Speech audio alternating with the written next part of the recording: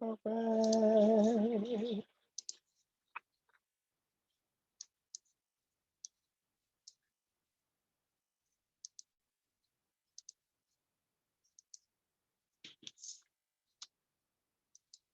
Hello.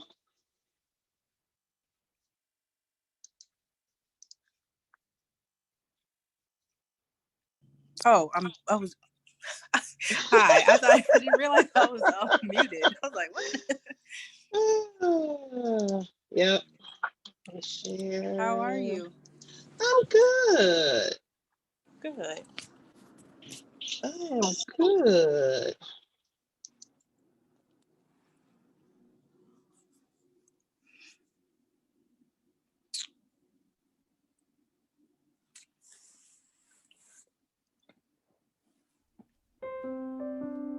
Thank you for waiting.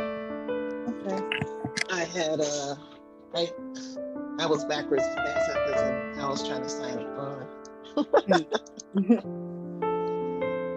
Yeah, I gave offerings and when I did, I turned around and on the floor, on the ground was a cork top, Huh. like a wine cork. Yeah. Like right after I did, I turned around, it was literally right there. And I'm like, she was just saying Allegra likes corks. And I was thinking that was just so weird. And then I wanted to keep it. Something told me, I was like, I just want to keep it. Oh, you thinking about when I was talking about putting the cork in the palm oil? Yeah, Oh, but that's not a legma. That's like to help to relieve smoking from the palm oil. oh, what was I thinking? Well, maybe I don't know. It was just a weird kind of thing. And I saw it, I was like, oh my gosh. Then I lost it. And then I walked out my apartment like a week later and saw another cork. I'm like, okay, now I'm just attracting corks. It's funny. Well, I'm gonna greetings. Hello, Amy. Greetings. I'm gonna put the name of the song in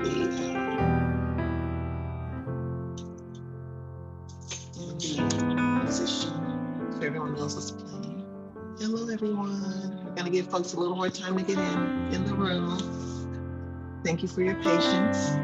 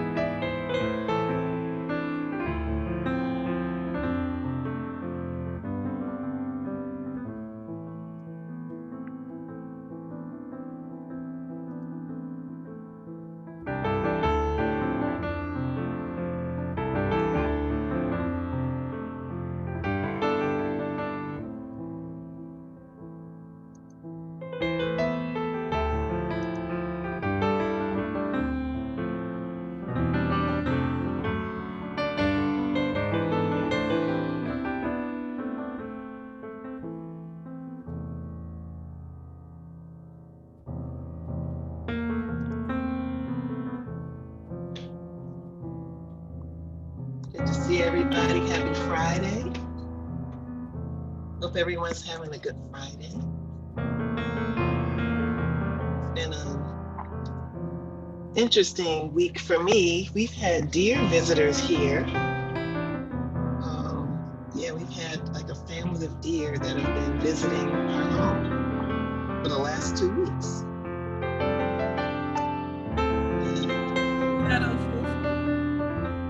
Yes, Oshosi is very well aligned to deer. Yes.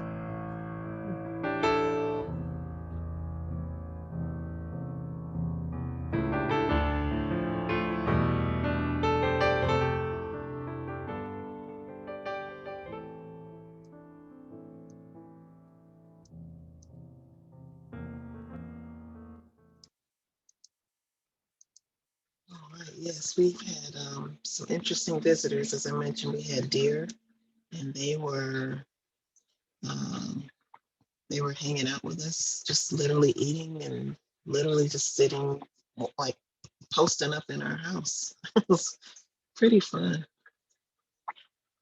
It was pretty fun. So, welcome to everyone to Inner Alignment with Orisha. I think I know pretty much everyone in the room. Good to see everybody. Um, we'll just catch folks up as they come into the room. I'm Deidra Somerville, priest of Oshun, and I wanted to give everyone, since we have some space for people to say hello to each other and introduce themselves to one another. I'd like for us to be a circle to connect it together, and so I want everyone to kind of share your name and how you've come into practice. What was the trigger that brought you into thought or feeling or practice related to Orisha? And then whatever else you'd like to share. So we'll start with the first person I see. I see Katie.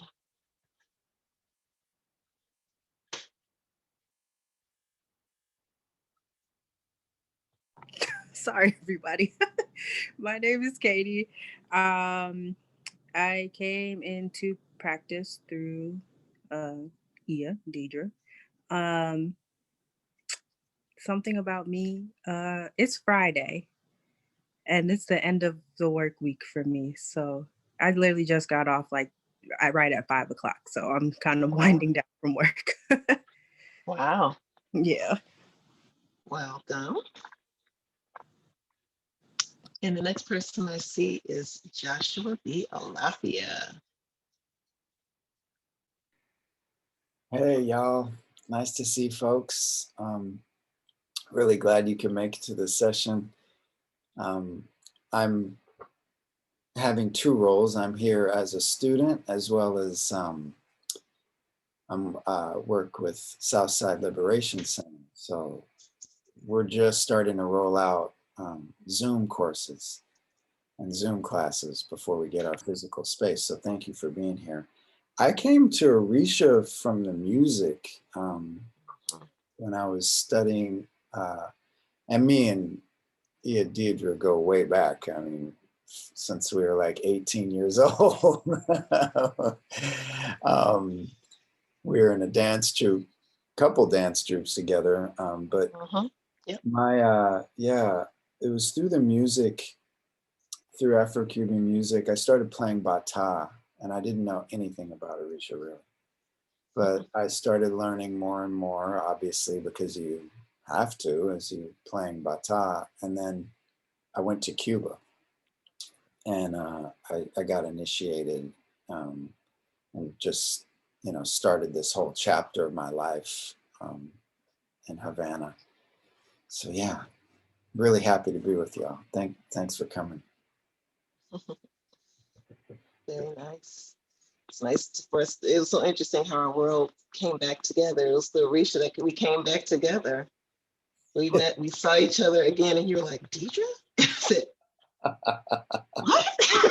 It was like an out of body experience seeing you in Chicago. Oh man. Yeah. So interesting. So we'll go to Joy next.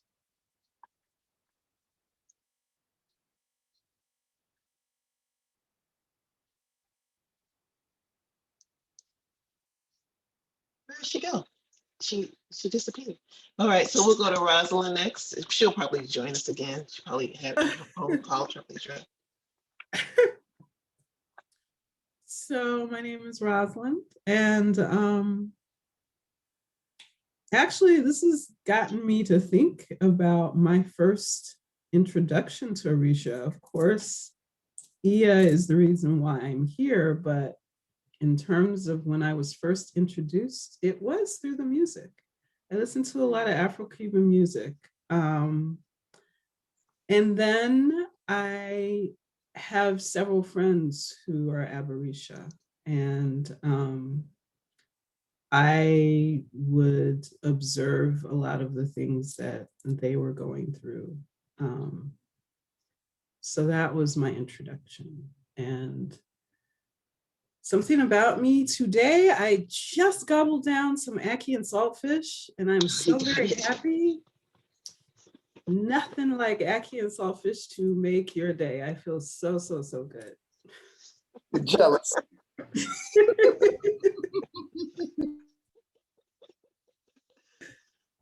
Oh, boy. I think we see Antranika next. Yes, Antranika. Well, I was about to say good evening, everyone. I guess for me, I came in, well, my connection is joy. Yeah, I had some stuff going on, and Joy's like, you need to do this. And I actually waited a whole year. And that's when I finally got to connect with Ia. And then we've just been building our relationship since then, since I think summer. And something about me today. Today is my 36th birthday. Happy birthday! Happy birthday! Happy Aquarian birthday! Can we do it the family way? Yeah. Birthday to you. Happy birthday to you. Happy birthday. Thank you. Hey. Y'all really doing the family version. Put your hand claps. Right. I was about to do the Faraha Kujalia to you, but we won't go there. Anyway, yeah. We love you so much. Yes, we love you. We do. No, that's what my mom and them just did too. Before I got off, that's what took me so long to connect. Is my mom and my sister were doing the same thing, being silly, and singing happy birthday to me and just talking to me about today. That's all. Yeah. So I'm used to it. We do stuff like that all the time. We goof off when we sing happy birthday. So thank y'all for making me laugh again today. So yeah, my connection was Joy, and then I connected with Ia, and then I've been here ever since. Right. Yeah, that's pretty much it. All right. Very cool. All right, Miss Amy. Hi, I'm Amy. I connected with Orisha through Ia when I lived in Chicago. Now I'm back in Louisiana. And my 34th birthday was Tuesday, so I'm gonna say that y'all sang to me too. Hey. Happy birthday to you. This Aquarian energy. Yeah. Yeah, that's nice. We have a lot of great Aquarian energy. That means we have the opportunity to be forward thinking and forward and innovative today. And humanitarian, yes. Yes, and very humanitarian, yes. And we have Joy as well. Joy, would you like to introduce yourself? Yes, I cannot multitask. Sorry for hanging up earlier. My name is Joy, and I came to Orisha. I feel it was initially my mother maybe just reaching out to me to speak, and I found Ia, and Ia allowed me to hear what my mother wanted to say to me. And so that's it.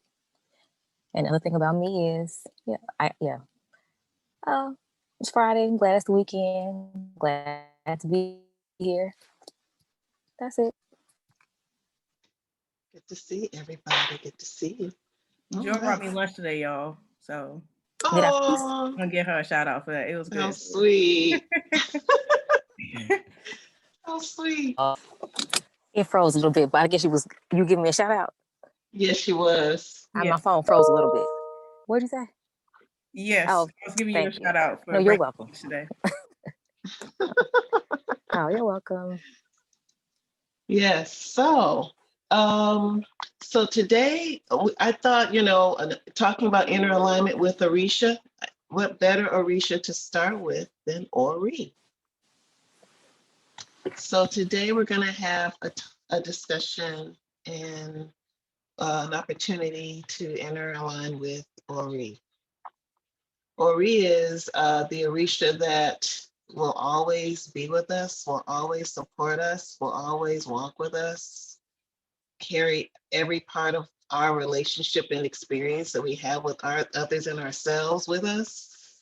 And so it is a foundational, I find a very foundational kind of thing to know and to understand. And so, yes, it is.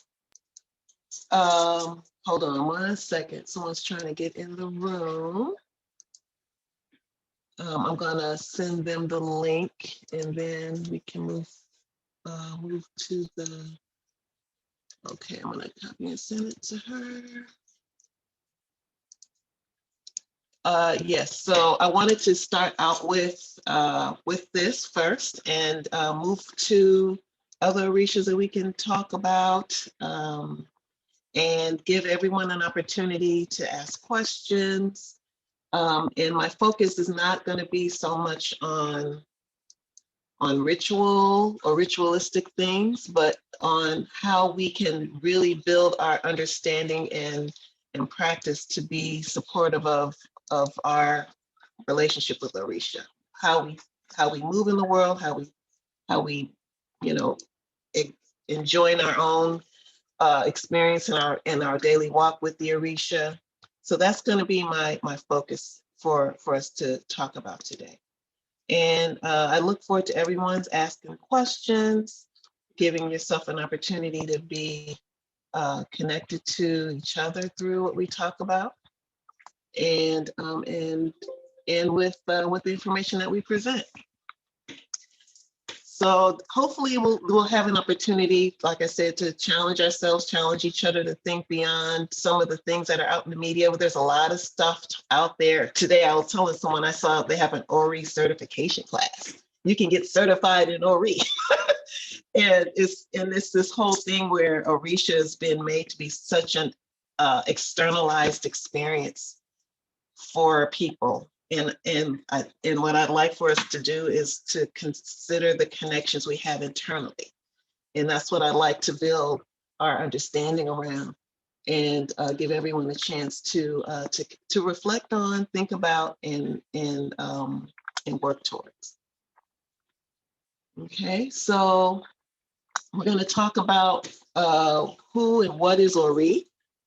We're going to talk about how we work with Ori, and with emphasis on the things I just talked about, and also go over some recitations that we can learn with Ori and use it as a focal point for prayer, meditation, and in engaging Ori.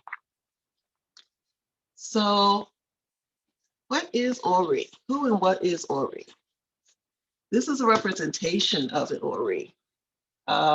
This is a Ile Ori, which is a physical vessel that is used as a point of focus of supporting prayer, supporting offerings, supporting propitiation of our Ori. So this was a representation of that. So we'll talk about that. So about Ori, we need to remember that the first thing we learn about Ori is that it's really about our own heads, right? Ori is not only in the head, it is in other parts of our physical being, but the place where we focus most of our understanding and energy of Ori is our heads. Why? Because Ori supports us in terms of our consciousness. It supports us in our consciousness. Really, one of the main centers where we experience our consciousness is really through that part of our body, through our heads. A lot of the proverbs that are connected to Ori reflect on the head. The head guides the body as one. I believe that's in Ejiope. If my head doesn't sell me, no one will buy me. That's, I believe, Aceto Sumeji, I believe. So all of these, actually, that's actually more than one Odu. So Ori is a very important, essential part of ourselves, right? And our heads is where our brain center is, where all of our function to see, feel, hear, touch, and intuit is really is centered. And so, you know, when we feel pain in our body, where do we hear that from? Our brain. If we, and all of these things. So it's a very important part of our physical being. And it's also a very important part of our metaphysical being. And so there's a lot of emphasis on taking care of our heads. And we're going to talk a lot about that later on. But our heads is really a focal point of how we represent Ori physically in the world. And as I mentioned before, Ori is our first Orisha. And it's our first Orisha because it's the first one that connects us to what I like to call our God spark, or the part that connects us to our understanding of who and what we are in relationship to God. As I've said to some of you, it's the you that makes you you. You have a unique Ori. Every individual has a unique Ori. There is no duplication of anyone's Ori anywhere. The closest that comes to that is our twins, because twins are believed to share consciousness, right? Particularly in Yoruba philosophy. So when it comes to, if you're born an identical twin, that is the closest that a human being can come to having some connection of their God consciousness being connected to another person. Other than that, we're all individual beings that have this connection of our own individual destiny that we carry into the world. And our Ori is literally the container that holds that, which is why we have these really beautiful decorated vessels for Ori. And adorn Ori so much because it has such an importance to our destiny and our connection with God or Olodumare. So, so giving Ori that connection, that importance, and how we work with Orisha is very, very essential.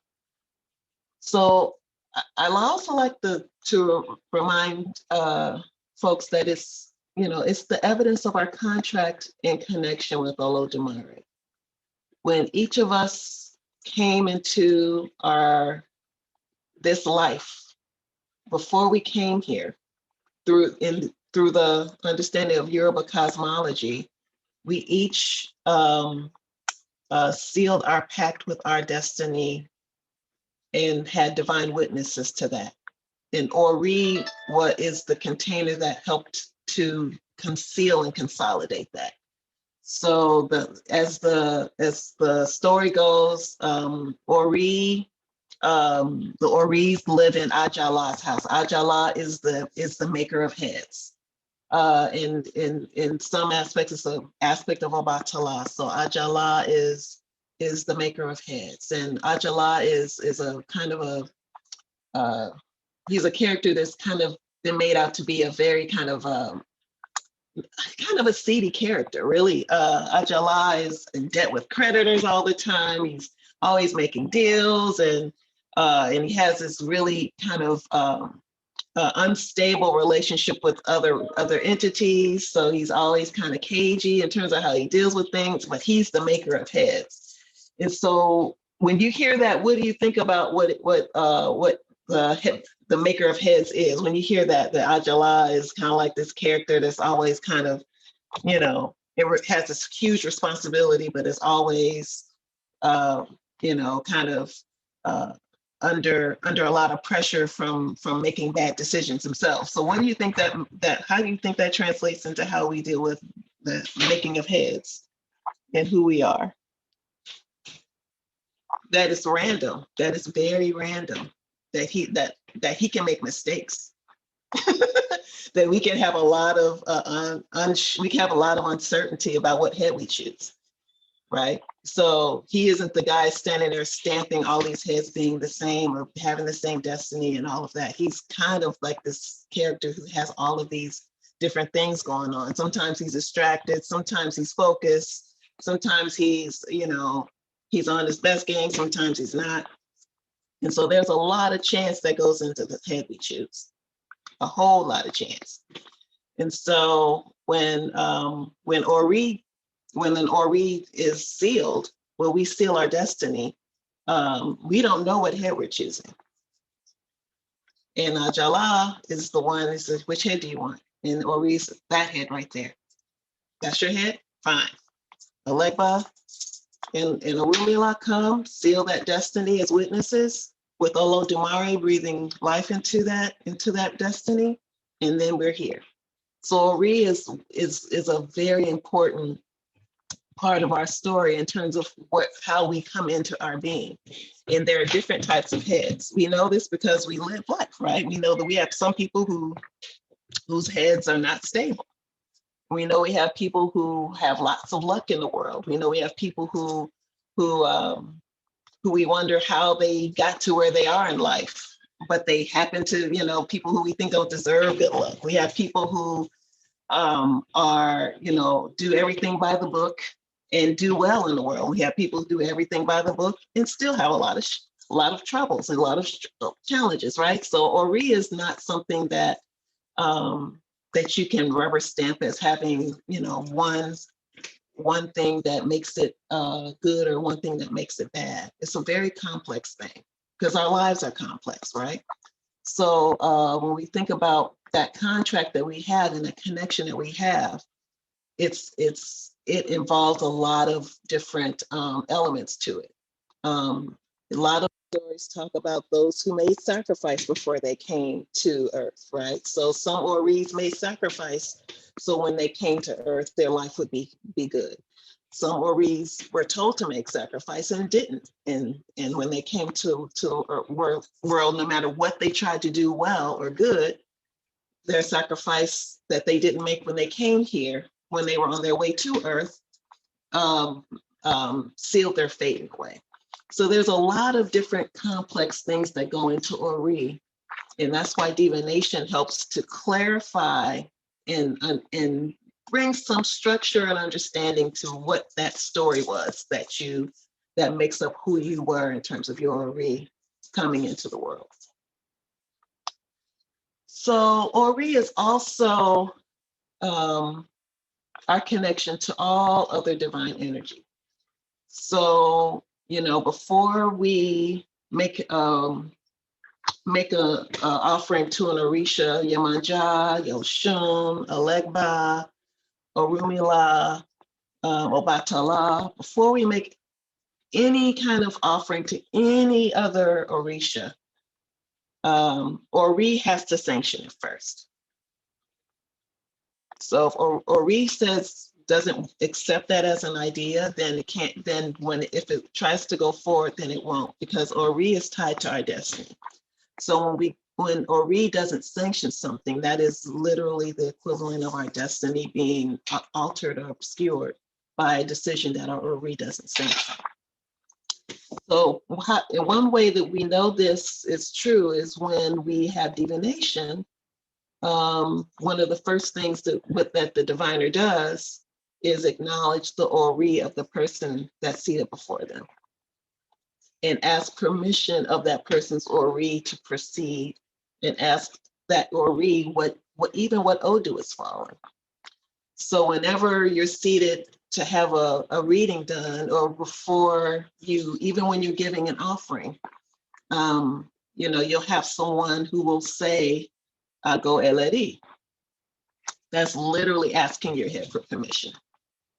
So if Ori doesn't give permission for anything related to that reading to take place, then it doesn't move forward. So that Ori connection helps to facilitate the connections with all other energies that we engage, even our ancestors. You have a question? Antonika, your lips are twisting up. You got a question?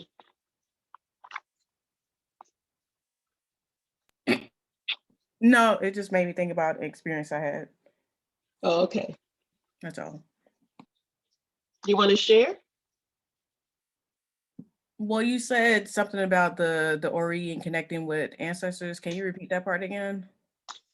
That essentially our head gives permission for us to engage with any other energy. Right. So even when we're working with an ancestor, say you're making an offering to an ancestor and that's being facilitated by a priest that's helping you to do that. They ask your head first to say, this is a good thing. This is what we want. Okay. Right. So that happens when, you have the coconuts to your head or the OB to your head. Or even like I say in the divination session, if your ancestors are speaking through that divination, your head is the one that made that clarity possible. Your head is the one that says, your Ori is the one that says your ancestors need to talk to you about something. Okay. So keeping that in mind, even when dealing with ancestors, is important. Okay. So I call Ori also the first and last hope for a positive change. Because if Ori is really important for us to that can say to saving us, literally to saving us. So we have to give our Ori that space to be good, and be in a good spot. And so we're going to talk a little bit about how we do that. So Ori Inu is the principal kind of idea of Ori as part of divine destiny, or Ori as part of our essential self. So Ori Inu is like that Ori that is part of our seat of our consciousness.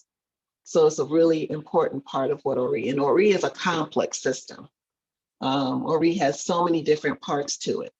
When you're, like I said, when you're giving an offering, and someone says, I go Eledi, and they put the coconuts on your head. I go Eledi, Eshui Pako, that's another part of the Ori complex system, part in the back of your head.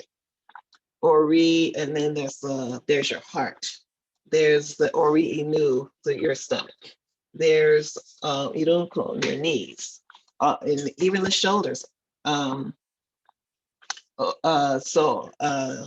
gosh, Osika, I think it's Osika Meiji, yes. And Odunkun, your knees, Elese, Meiji, your feet, and Owo, your hands. All of those physical parts of your body are part of what's called the Ori complex, right? So those parts of the body are asked for permission to receive that offering, meaning that the part of your God consciousness that makes you aware of yourself and aware of God, aware of your being present in the world, aware of your being a spiritual being in the world. All of that is a part of this part of your self in your head, right?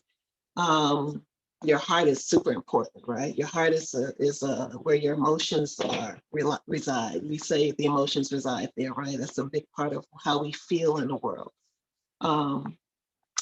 Even in a Shui Pago, the back of the nape of the neck, that part of the body is where a legba lives, Eshu Ipako.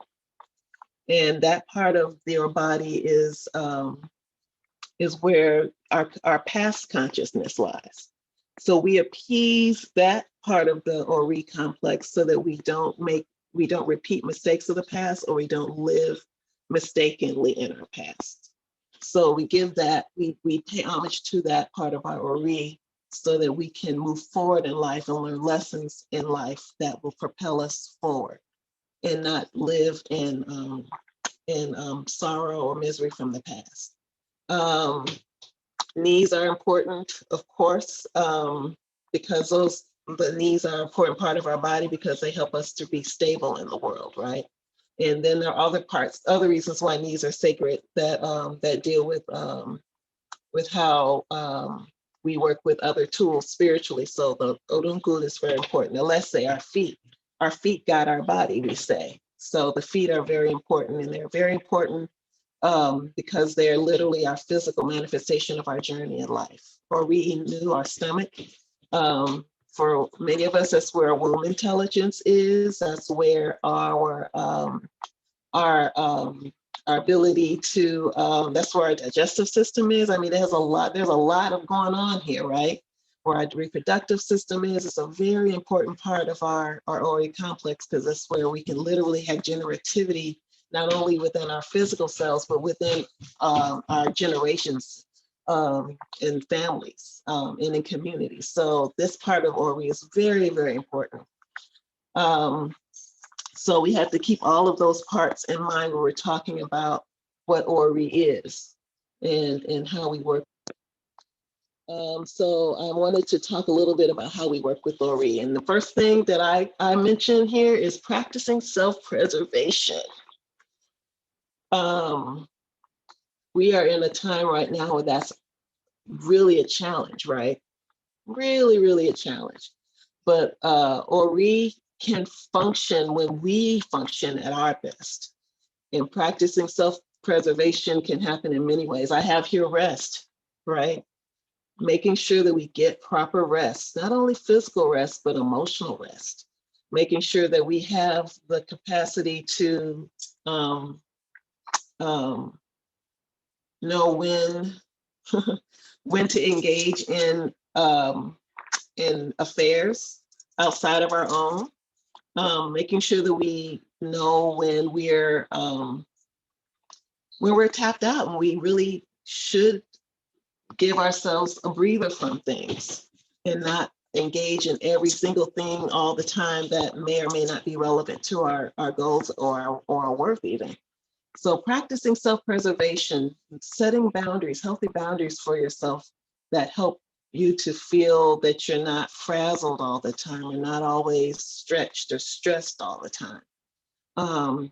And knowing when, even taking eye breaks from online, that's rest. Really looking at, what does rest mean to me? How is rest? How can I be better at getting the proper rest that I need? And a big part of Ori, and then even Yoruba belief systems, is the favoring of coolness. Tutu. Really practicing coolness.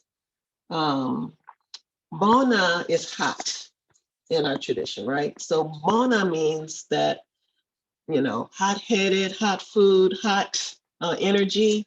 That is literally antithesis to what Iwapwele is, which is gentle character, right?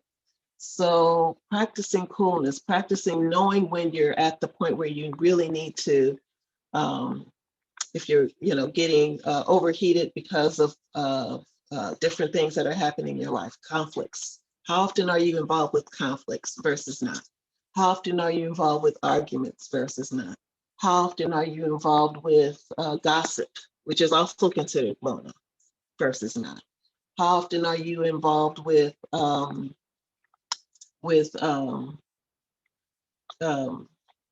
investigating matters that may or may not be again for anything other than to spread more information about something that's really not relevant or important versus not?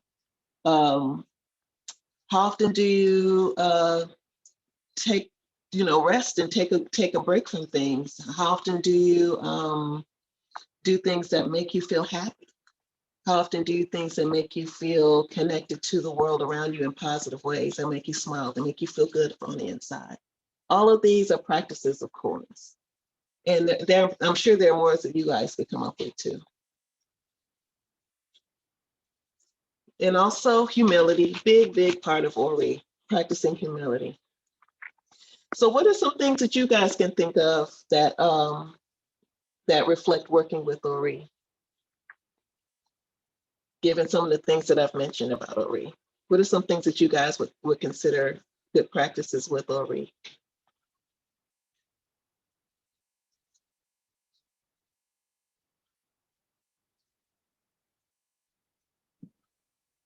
Meditation. Meditation, Mm-hmm. Or that's just a good one. or stillness. Like when I get up in the morning, just quiet. I don't know Mm-hmm. how to explain that. Just No, that's good. Stillness, that's what I had next.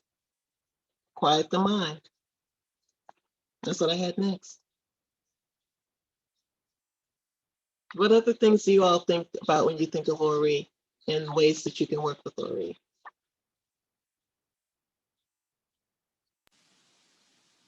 The word patience came to mind. Mm-hmm.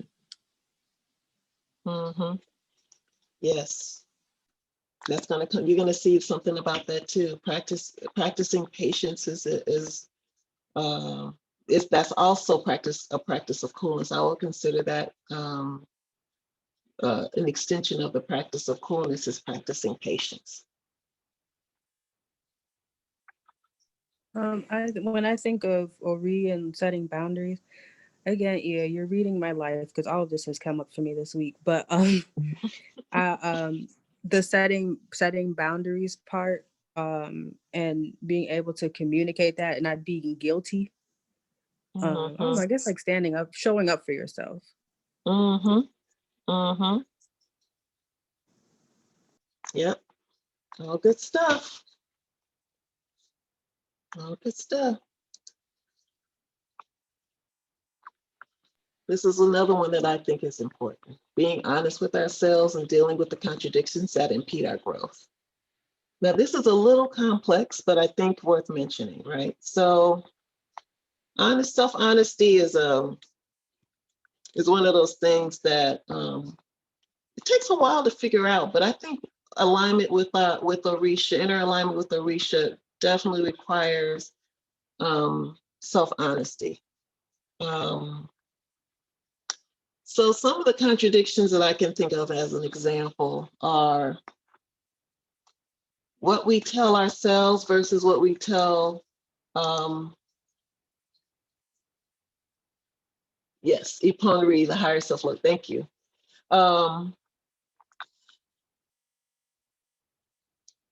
The things we tell ourselves because we want to believe something is true, but knowing that it's different. So,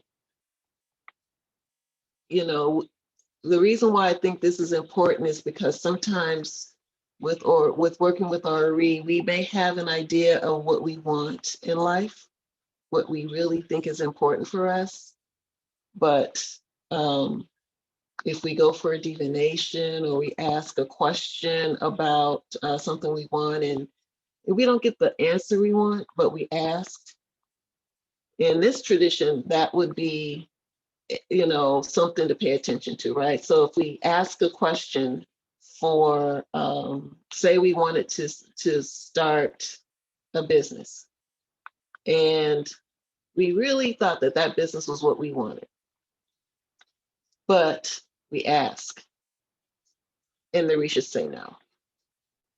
We're crushed because maybe this is something maybe we started investigating it or doing things for it already before we asked the question. So we just expect the Orisha to confirm what we already wanted.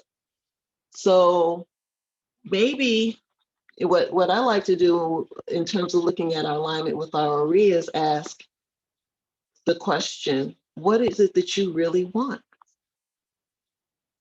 What is it that you really want? And is the business a way to get to what you really want in life? And then if there's a contradiction in what you're being told, then it means that there's something else out there for you that business may not fulfill. Or sometimes it means that there is something else there that business represented. Maybe you wanted to get away from someone. Maybe you wanted to do something that the business had nothing to do with, but you used it as a prop to get to some other goal in life, which may not be the best goal for you because you needed to stay still to do something different. So sometimes when we're honest with ourselves and don't paint ourselves in corners of contradiction that we create in our own minds, we can be in better alignment with our Ori. Because sometimes we have that contradiction that we don't want to quite face, but we don't know quite how to get out of it because we've invested time, energy, and resources into it. But we really should say to ourselves, what's really going on here? What's at the heart of all of this? Because then when you can get at the heart of all of the questions and conflicts that you have with something you're trying to work on, you'll find that there's a grain of truth inside of all of it that maybe wasn't really faced before, that now the challenges are forcing us to face. So then once we face those challenges and then we get to some sense of honesty about them, then moving forward becomes easier with whatever we're doing. And then we have more clarity. Because Ori will oftentimes force us to really hold up that mirror to our plans, to our ideas, to our actions, to our behaviors, and help us to really kind of go, is that really what I meant to do? And really ask ourselves that so honestly. And no shade, no blame, no judgment, just really reflection on what that is, and give ourselves a chance to self-correct. And that gets to the next one, learning what our true nature is. And I think that goes to some of the suggestions that was made earlier around quieting the mind, around meditation, around patience even.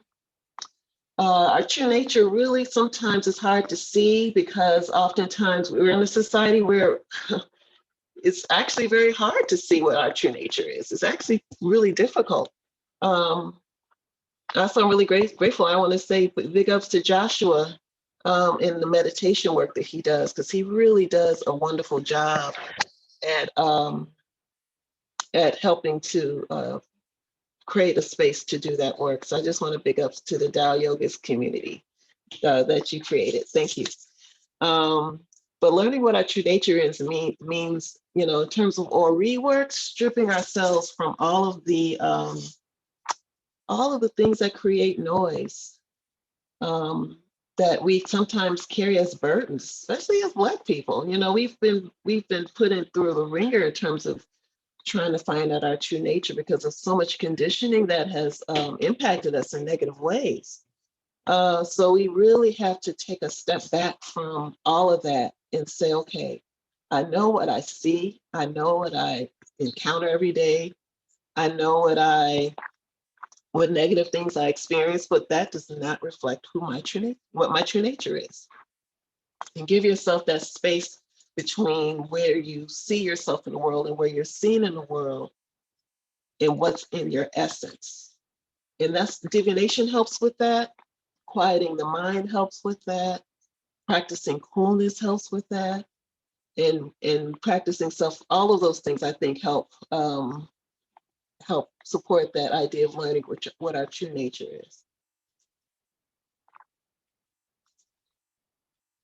Yes, so this goes back to the conversation I had before about being honest with ourselves and dealing with those contradictions. With Ori, we have to trust the process. We have to really trust the process we have to go through that's uncomfortable. And this goes back to two things that we learn about in terms of how this shows up in divination.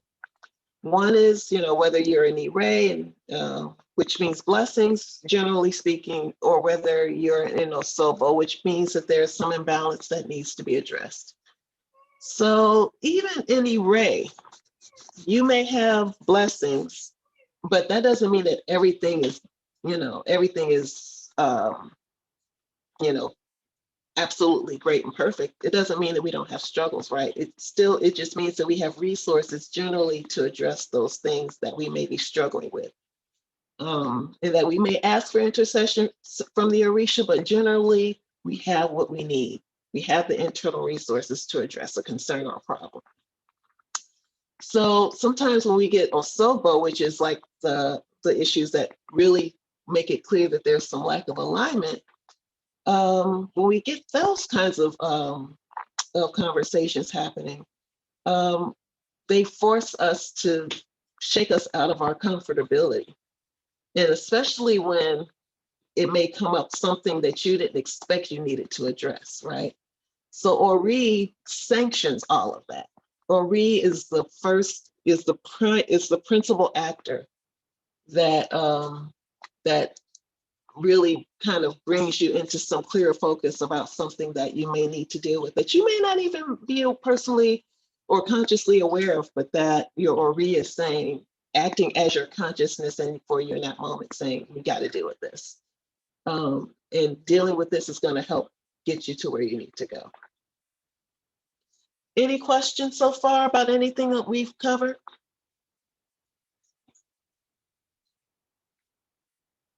No questions? Okay. I was kicked off. Oh, yeah. So I missed the practice of humility. Oh, wow. Okay. So this has been recorded, Oh, okay. thankfully. So you should have no problem recalling what was covered. Okay. So one thing I really think is important with Ori is, and this, I'm a big reader and follower of Bell Hook's work. I actually had the pleasure of meeting her when we were at Santa Cruz. And yes. And she has for many, many years talked about the development of a love ethic.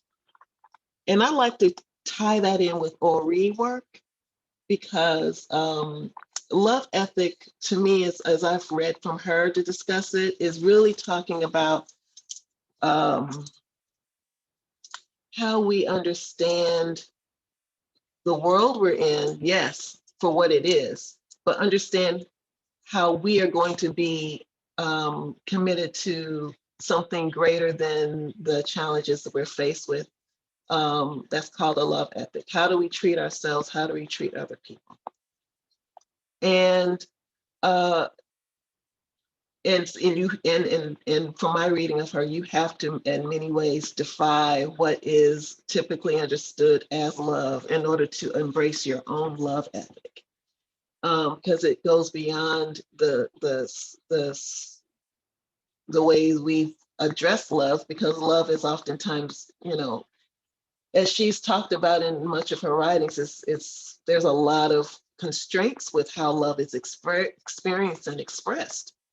And so we have to really kind of use or do rework so that we can have a sense of what love means to us and for us. Love, self-love for sure, loving our planet for sure, loving our neighbors, our communities for sure, loving the children in our communities for sure, whether they're ours or others. Reestablishing certain principles that stress and underscore love, I believe, is a big part of Ori work. So we're going to get to some praise poems for Ori. This part of our discussion, normally I talk about, I do songs, but since we're talking about Ori, I have some praise poems here.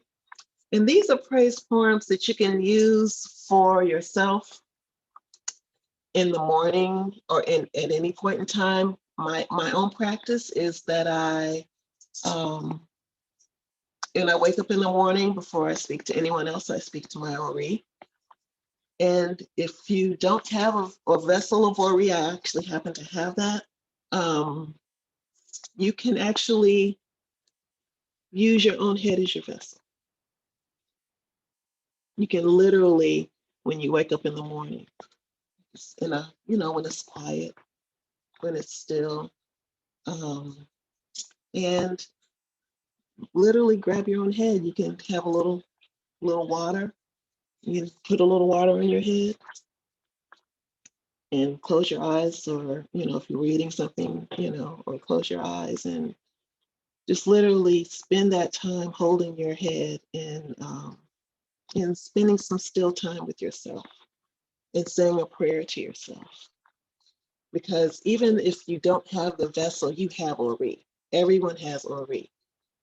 So a physical vessel should not stop anyone, or not having an Ori certification, as I saw today, should not stop anyone from praising your Ori. This is something that people can do as a daily practice, and it doesn't require any special knowledge. It doesn't require any special permission or whatever. Like I said, you can literally just, you know, sit still, hold your head, breathe deeply for a few seconds until you feel your body settling, feel your mind settling, feel yourself still, and start to feel, you know, that feeling when you start to enter into a meditative state. And once you're there, you can literally just take that time to connect with your Ori. I have some praise poems here we can talk about, but you can just say something very simple. I'll tell you what I say with my Ori every morning. I say my Fede Funori, and I tell my, which, you know, thanks and praise to you, Mojaba Ori. And I say, I pray that my life is as cool as water drawn very early in the morning.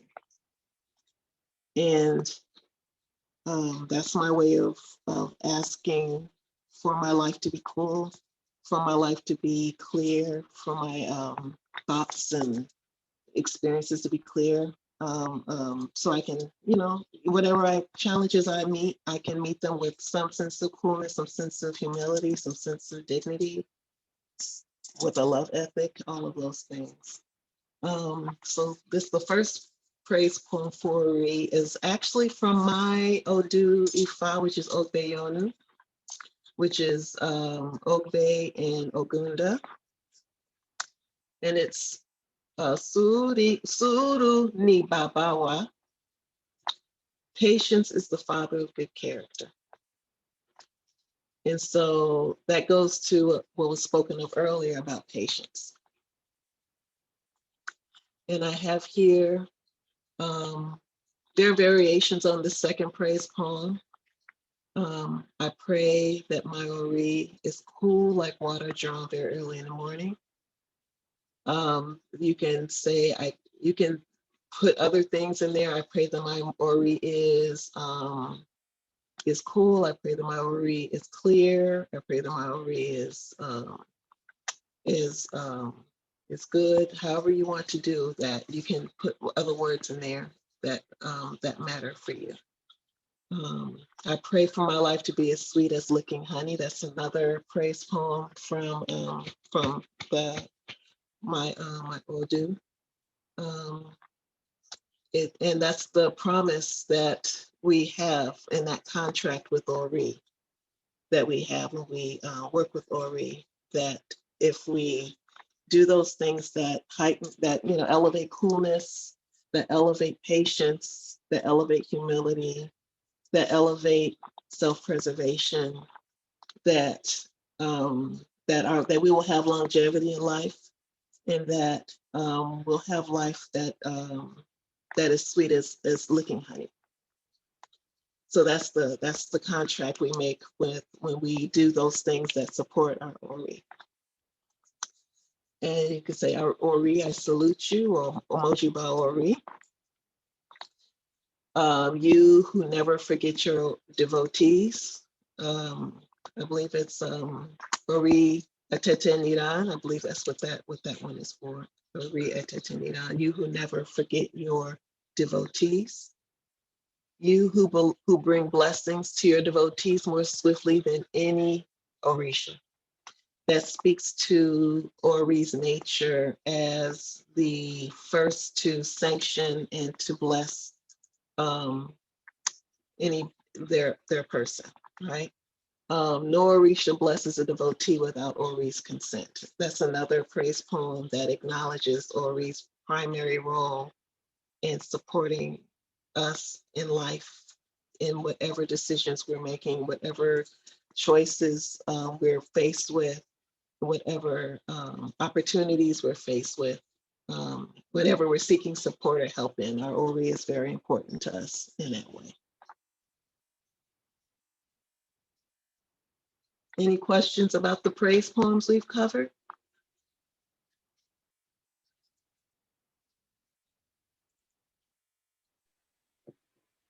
It's beautiful. That Suru Ni Baba Wa, is that a piece of a song?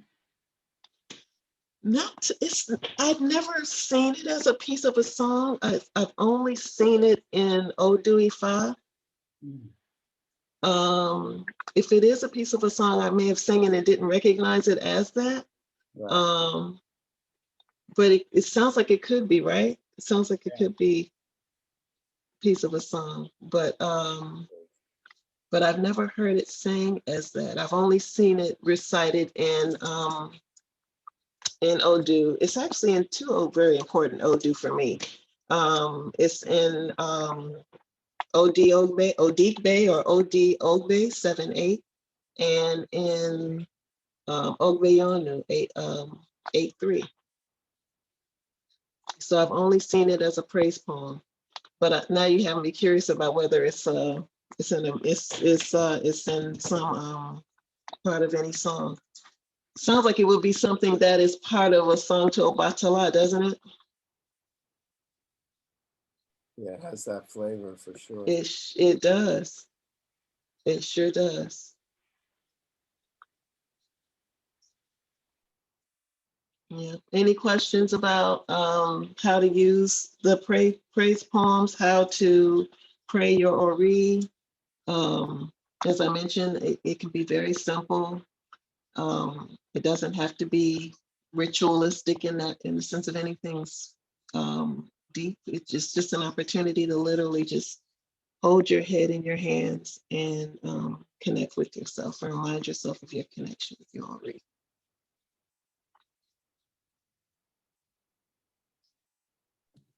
I have a question, Ian. Mm-hmm. Of course.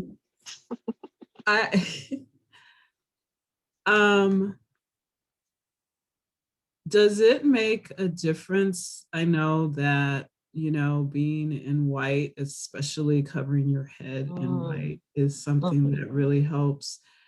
Does that make a difference in terms of you honoring and connecting with your Ori? Like, I've been told that, having Black on your head can be sometimes not the thing to do. Do those things make a difference? Good question. In terms of actual work with Ori, I don't wear white every day or all the time when I'm doing that work. But I don't wear Black. So and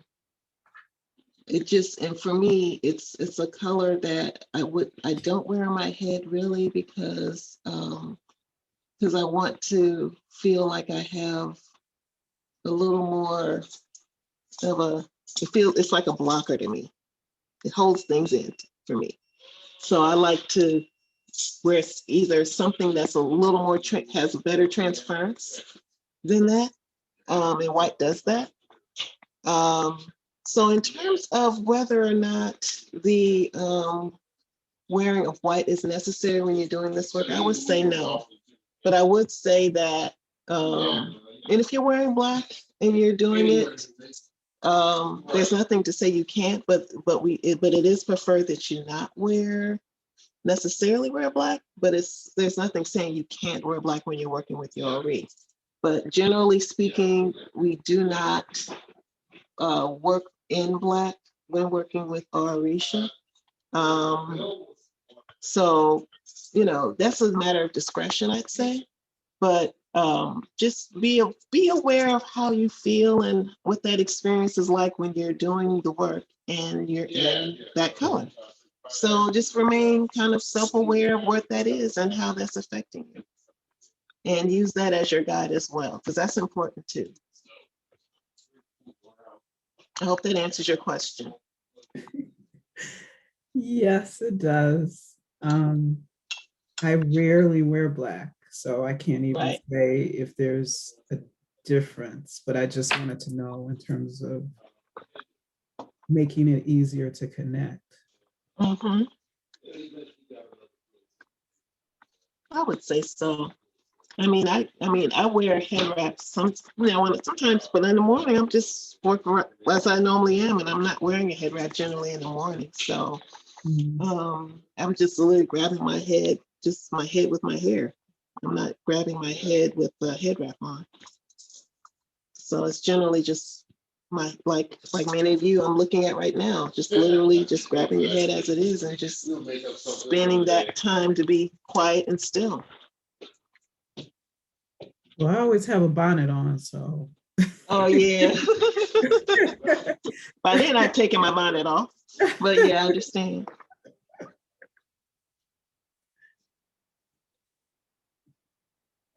Are there any questions that anyone has about Ori that I may not have answered? There's so much I can say, so much more I can say that I didn't say. But is there anything more that anyone has questions about?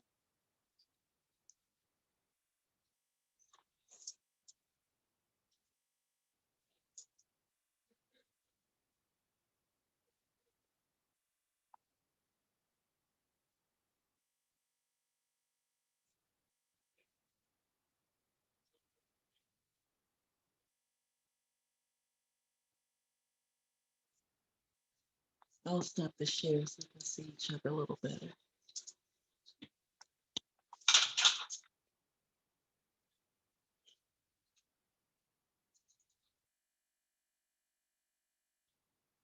I don't have anything like a question, but I also do Reiki too. And so what you're saying in terms of Ori and holding your head, like when I do my Reiki in the crown chakra, like I guess I'm kind of like reflecting on the two of the similarities, but what I also experience, that's when I get the most clarity, is when I get to my crown chakra. And now Ori. So I guess just kind of now I'm like using both of those minds to kind of think more intuitively about what that experience is, like with Reiki and then with intentionally praying to my Ori. So I'm kind of, my head's a little spinning. That's good. That's a great connection I think you just made. I think that there are definitely opportunities for seeing the connections between these practices because they draw from, I think, some of the same underpinnings of understanding. So I think that it's really actually good to make that connection, at least in terms of your intention, so that you'll have kind of like, it'll feel like something connected to what you already understand about what that means to you and how it connects with your supporting you, how you want to support yourself. Yeah. So they can definitely complement each other for sure. Yeah, I'm starting to get to that point because at first I was overwhelmed. So I was doing one practice kind of over the other or like doing them super separate. But now I'm starting to be able to kind of fuse it and I don't want to say like customize, but just making it my own like unique experience. That's good. And there are other folks in here who either practice Reiki or practice in those arts, right? Joy, you practice in those arts too, yes? So technically, I'm an esthetician. So when I first would do aesthetics, so we're talking years ago, I would always feel heat when I work on like my customers, when it's time to do like a facial massage. And I never knew, couldn't connect, but I always felt like, oh, I'm just going to give them some good energy. So I felt like maybe I was doing Reiki, didn't know it, but not intentionally, but I always like would feel not heat because their face is hot, but like literally, like I could feel. And some people I could feel like an exchange between the two of us. So. What were your thoughts when you had that? When you felt that? When you felt that heat coming from it? It was good. Usually, I could feel like the person was like at rest. They were feeling peaceful, and that's probably why I was wanted to go back to that profession because I always felt like, well, that was a place where I could see results of my work immediately, like right then and there. After that hour, it always felt good. I do have a question though. So if we're saying that our ori is also connected to other parts of our bodies. So for example, like the back of the neck. So you said the back of the neck is about moving forward. Now looking back. So should I, if that's an issue maybe that I have, like should I put my hands like back here and say the same like prayers versus here? That's a good question. So I would say that there's there's one thing I didn't cover is cleanings, right? So sometimes when we work with that part of the back of the neck in terms of ori, sometimes it's a matter of clearing how we work with, how that impacts us, right? So there's normally gestures that reflect or connect with clearing where you are. So if you feel like that's something that's holding you back, you might, like there's different ways you experience it. I even wonder about, even though it's not supposed to be connected to spiritual espiritista work, but oftentimes they'll clean the back of their necks as well as their head. So there's something to that I've seen in relationship to an experience in relationship to working with, but the gesture isn't to hold it. The gesture is to clear it. Okay. So even when you're working with the head and you're putting your hands around your head and you might be flicking the back of the neck. So it's normally we're appeasing that part of the ori complex, but we're appeasing it for different reasons and with a different kind of intention. Right. So how we work with that energy is different. So I would say that it's not to hold it, but to understand that it has it, like each one has its different function, right? So even like as Joshua actually pointed out to me a little earlier, how there's even in the feet, there's part of ori that's a part of the feet. The iponri is part of the feet, right? Particularly in the big toe of the big toe, actually on both feet. But also there are also other parts of how the feet are connected to spiritual energy too. And the iponri is one of the more essential ways that it's connected to that energy. So, but we don't hold our feet, even though that's a very important part of the ori complex, right? We have a different way we work with that energy in terms of the spiritual work we do with it. So because the crown is this is indicating more than just holding it. It's you're holding it up, right? You're literally practicing in your intention to hold up your head so that it doesn't falter. It doesn't. So this is more than just a physical embrace. It's a physical intention behind that embrace. That's also stating how you want to be in the world, right? And so that's why the back of the neck is treated differently, because we know that it has a function where it's important, clearly, because that part of the body, if we don't have a neck, our head can't, if our neck isn't functioning well, our head doesn't function well, right? But this is really a different intention and gesture that has a different significance than what we would in terms of how we work with that Shui Paco. But that's a good question. So that's why when you see, like I mentioned in the very beginning, the first slide you saw, the Ile Oris can be very elaborate. And they were dressed with money. So head adornment in Yoruba culture and art is it's like a huge part of Yoruba culture and art and spiritual practice, right? You see the sisters and some of the, iconography from Oshogbo, whatever, and their heads are elaborate and cowrie, and the braiding is elaborate, and the braiding is like in the part of it, like shaped like animals or birds or fans. And Shango priests braid their hair very elaborately to the point where they have the braid in the middle that's up in the middle of the head. And that's because of head adornment is connected to adornment of your Ori.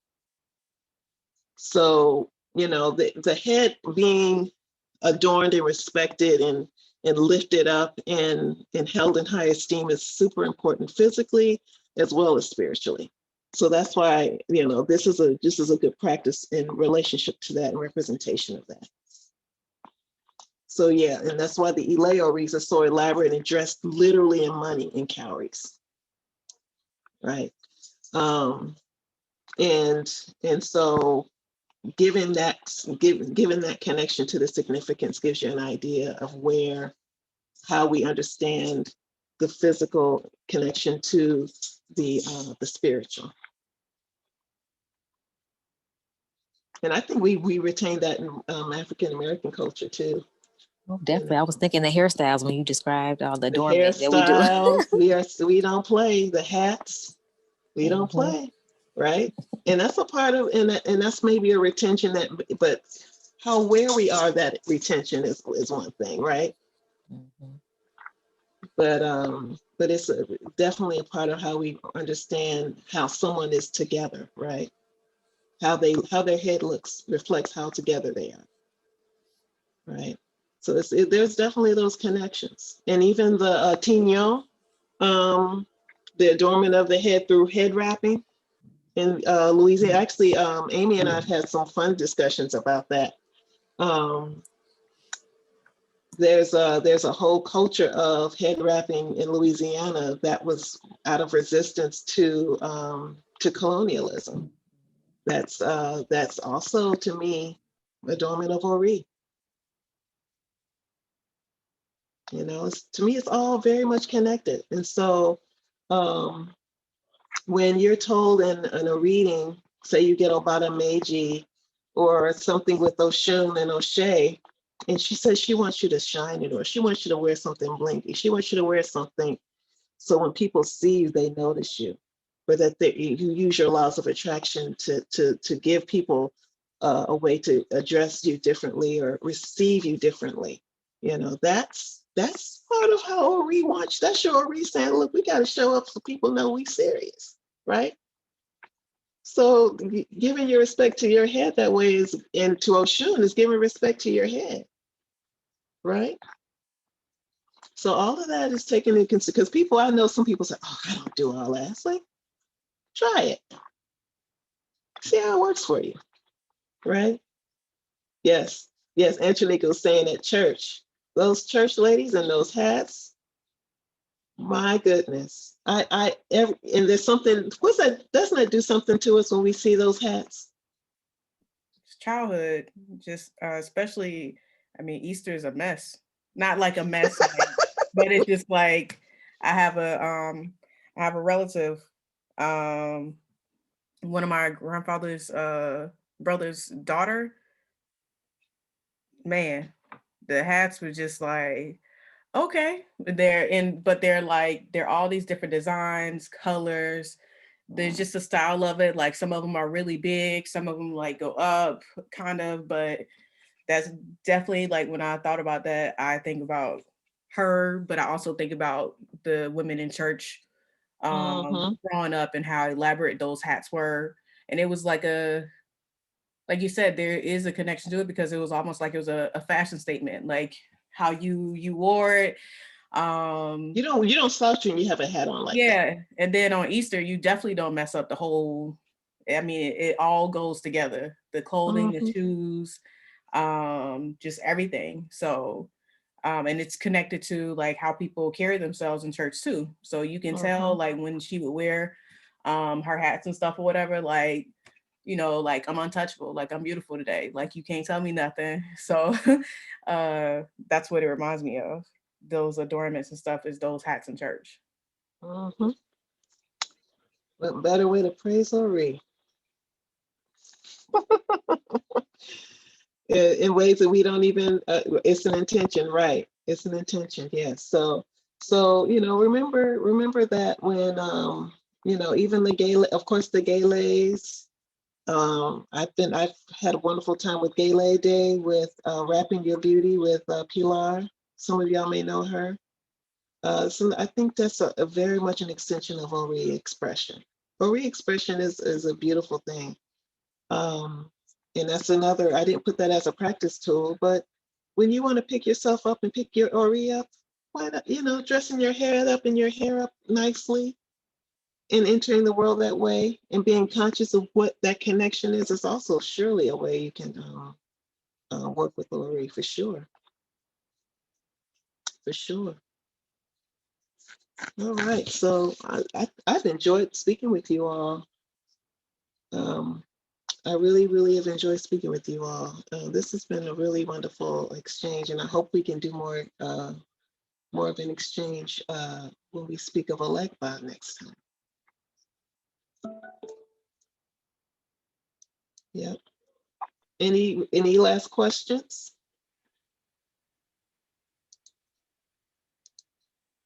I have one, but I feel like it's so far off and so like I feel like it's really complex that I won't ask right now.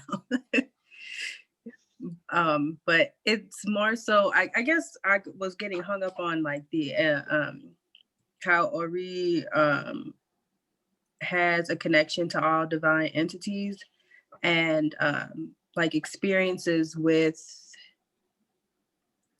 when your body comes in contact with another entity. Like I don't want to say sleep paralysis, but in that I don't know another word for it. Like, is Ori a part of that, or is that something like way more deep and complex? And That's a good question. I would say both. I think Ori is definitely part of that. mm-hmm. And it's a part of a deeper question. But it also goes back to the first one of the first slides where I talked about how all of our Oris are differently designed, right? And differently imbibed, differently, different ashe for the head, our ashe for each of our heads is different. There was ashe that literally the Eshu used to seal the deal, literally on all of our heads. That ashe that was given to each of us is unique. And that unique ashe gives us different experiences and how we engage with other forms of energy. Got it. Okay, that makes a lot of sense. Mm-hmm. Okay. So thank you again for coming tonight and being a part of this process. We are wonderfully blessed to have an opportunity to make Southside Liberation a reality in Chicago.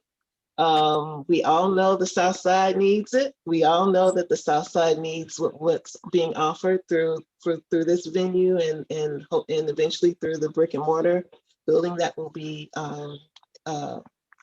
the physical home of South Side Liberation. So any support and love you want to give to it, please give that love to South Side Liberation, and we're grateful for it. And thank you again, Joshua, for presenting this opportunity and forum for all of us to come together. We're gonna keep at it and grow this movement so that we can hopefully have a wonderful time in this spring to. Well, actually, I'll ask you, what do you have a goal to for when you'd like to?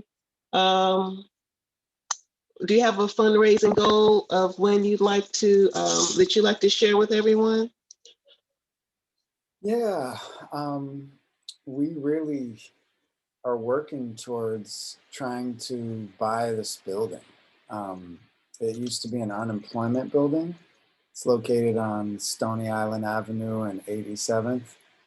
And, you know, it's not cheap. It's like $500,000. So we're doing fundraising. I mean, the dream, you know, is to be in as soon as possible. Who knows? I mean, it really doesn't need much work. It's in really good shape. They came down from $750,000, so they've come down quite a lot. But Wow. they're not budging. 475.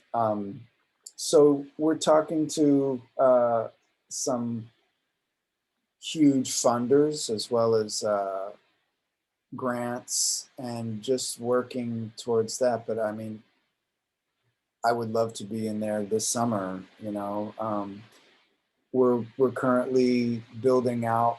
You know, reaching out to teachers like you, Deidre, to start having opportunities for folks to go deeper. Like this is such a beautiful thing, class, Deidre. It's like it could benefit so many people, especially, you know, in the Orisha world, especially African. I'll just have to say African Americans because most of us come to the religion as converts. It isn't something we grew up with. We didn't have the benefit of sitting and hearing divination from childhood, like a lot of folks in Cuba or, you know, Nigeria did.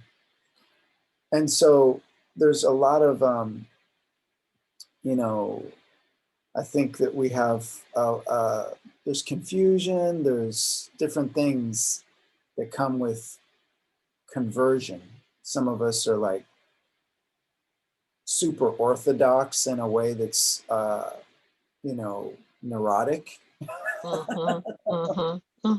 You know, we can become carried away. So to have a really balanced, wise teacher like yourself, just mapping out this universe is very valuable. And a lot, and also because, you know, a lot of the transmission of knowledge is done through initiation. So unless you go through that initial initiation, which is can be a huge leap of faith, and it's very complicated, and it's joining a family, and it's very, you just don't know things.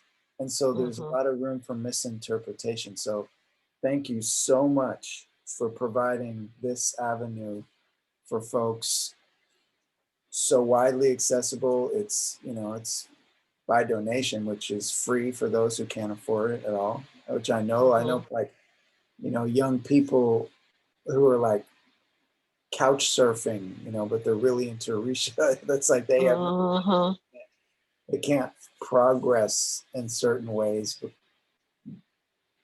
because it takes that.